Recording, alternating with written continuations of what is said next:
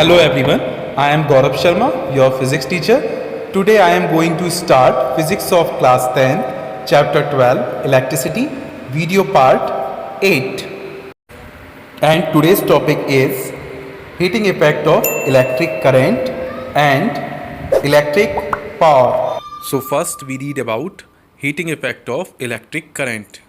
So when electric current passes through a high resistance wire, the wire becomes and produces heat. मतलब जब electric current को किसी high resistance wire में से हम पास करते हैं तो वो वायर जो होता है वो हीट प्रोड्यूस करता है. This is called heating effect of current.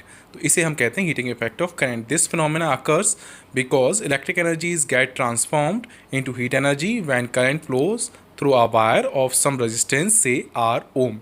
Means ये फिनोमेना कब अकर होता है?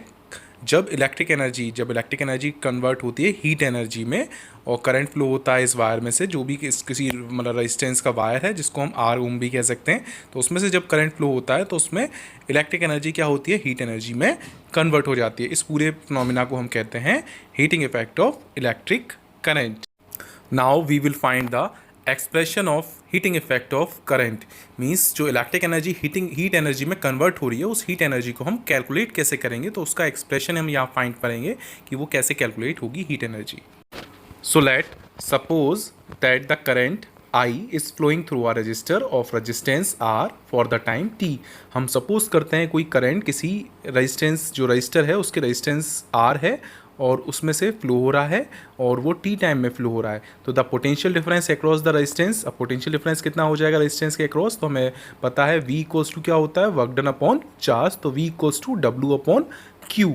Work done is moving, the charge Q will be, अब वर्क डन इक्वल्स टू क्या हो जाएगा? V into Q. Then power equals to क्या होता है? Work done upon time. तो W की जगह हम पुट कर देंगे V इंटू Q. तो P equals to V into Q upon T. अब हम क्या करेंगे? हमें we know that I equals to मतलब करंट इक्वल्स टू क्या होता है? Rate of flow of charge. तो I इक्वल्स टू क्या होता है? Q upon T.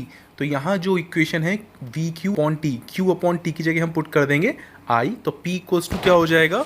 V into I, जो फर्स्ट इक्वेशन में शो हो रहा है. तो heat energy supplied by the source for time T will be, तो हीट एनर्जी हम कैसे फाइंड करेंगे? H इक्वल्स टू क्या होता है? P into T.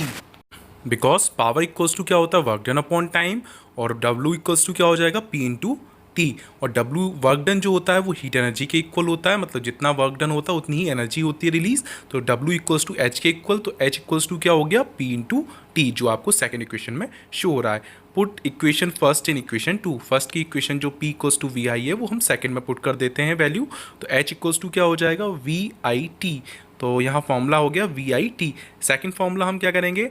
जो V इक्वल्स टू क्या होता है? IR, ओम्स लॉ के अकॉर्डिंग. तो हम IR पुट कर देंगे V की जगह, तो क्या आ जाएगा? H equals to I square RT. This is known as Joule's law. So what is Joule's law of heating? According to Joule's law of heating, heat produces in a resistor is, तो जो Joule's law of heating होता है वो क्या होता है? मतलब heat energy किसके इक्वल होती है? तो हीट एनर्जी या heat produced is directly proportional to the square of the current for a given resistor. Means H is proportional to I square. And second directly proportional to resistance of a given wire, मतलब वो directly proportional होता है resistance के, मतलब are increase करता है, resistance increase करता है किसी भी वायर का तो हीट भी इंक्रीज करेगी. और third one is directly proportional to the time for which current flows through the resistors. Means H is proportional to T. Means अगर टाइम बढ़ता है किसी वायर में, हम करंट फ्लो कर रहे हैं और वो ज़्यादा देर के लिए हम फ्लो कर रहे हैं तो हीट भी इंक्रीज होगी. तो यहाँ फॉर्मूला बनेगा H is proportional to I square RT और H is equals to I square RT, जो हमने लास्ट इक्वेशन में लास्ट उसमें पढ़ा था. Now application of heating effect of current. Means ये हीटिंग इफेक्ट ऑफ करंट के जो हैं कहाँ कहाँ यूज़ होता है. तो heating effect of electric current is utilised in the electrical heating appliance, for example electric iron, room heaters, water heaters. तो ये रूम हीटर, वाटर हीटर में हम इसी चीज़ का यूज़ करते हैं कि रेजिस्टेंस ज़्यादा होता है, जितना ज़्यादा करंट फ्लो करेंगे उतना ही वो हीट होगा. Second The heating effect of electric current is utilized in electric bulb और electric lamps for producing light. तो electric bulb और electric lamps में भी यही होता है कि वहाँ क्या होता है, जब वायर जो होता है, फिलामेंट जो होता है, उससे करंट फ्लो होता है तो वो बर्न होता है और उससे क्या होता है, लाइट प्रोड्यूस होती है और हीट भी प्रोड्यूस होती है. The third one, an electric fuse is an important application of the heating effect of current. The working principle of a fuse is based on the heating effect of current. When high current flows through the fuse, current higher than the rated value, then the heat developed in the wire melts it and breaks the circuit. Means जो electric fuse है वो बहुत ही important application है heating effect of electric current का. ये क्या करता है, जब से ही करंट ज़्यादा फ्लो होता है इस वैसे फ्यूज़ में से, और ये मतलब इसकी अपनी जो रेटेड वैल्यू है उससे ज़्यादा करंट फ्लो होता है, तो इसमें हीट डेवलप होती है और वायर जो होता है वो मेल्ट्स हो जाता है, पिघल जाता है और वो सर्किट को ब्रेक कर देता है, इससे करंट जो है वो आगे फ्लो ना हो और उस अप्लायंस को या उस किसी भी चीज़ को डैमेज ना करे. Next topic is electric power. तो rate of doing electric work और rate of consumption of electric energy is known as electric power. तो हम कह सकते हैं जो भी इलेक्ट्रिक वर्क होता है वो किस रेट से हो रहा है, मतलब उसको टाइम कितना कंज्यूम हो रहा है उसे करने में, उसे हम कहते हैं electric power. Now mathematically we know that power equals to work done upon time. तो P equals to W upon T और equals to V into I. यहाँ और भी फॉर्मूले हम पुट कर देते हैं फ्रॉम ओम्स लॉ. तो V इक्वल्स टू होता है आई आर या फिर आई इक्वल्स टू होता है V अपॉन आर.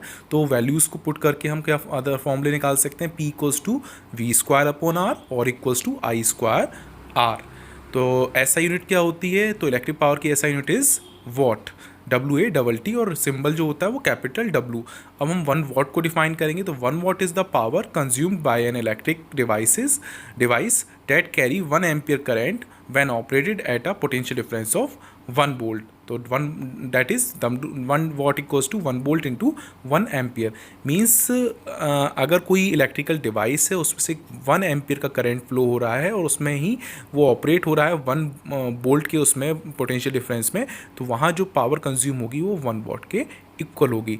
इसकी अदर भी यूनिट्स होती हैं पावर, इलेक्ट्रिक पावर की बिगर यूनिट्स. तो 1 किलोवाट जो होता है 1000 वाट के इक्वल और 1 megawatt which is equals to 10 की power 6 watt. Now what is commercial unit of electric power. तो इलेक्ट्रिक पावर की कमर्शियल यूनिट क्या होती है, तो इसको हम कहते हैं किलोवाट आवर. तो KWS से भी हम डिनोट करते हैं. तो 1 किलोवाट आवर इक्वल्स टू क्या होगा, 1 किलोवाट को हमने चेंज कर दिया 1000 वाट में और 1 आवर को चेंज कर दिया हमने 3600 सेकेंड्स में. तो 1 किलोवाट आवर इक्वल्स टू कितना हो गया, 3.6 इंटू 10 की पावर 6 वॉट पर watt second sorry. And 1 kilowatt hour equals to 3.6 into 10 की power 6 joules. Here the chapters end with this video. In the next video, we will solve some numericals which is related to electric power and commercial unit of electric energy. Please like and share my YouTube videos and also subscribe my YouTube channel. Thank you.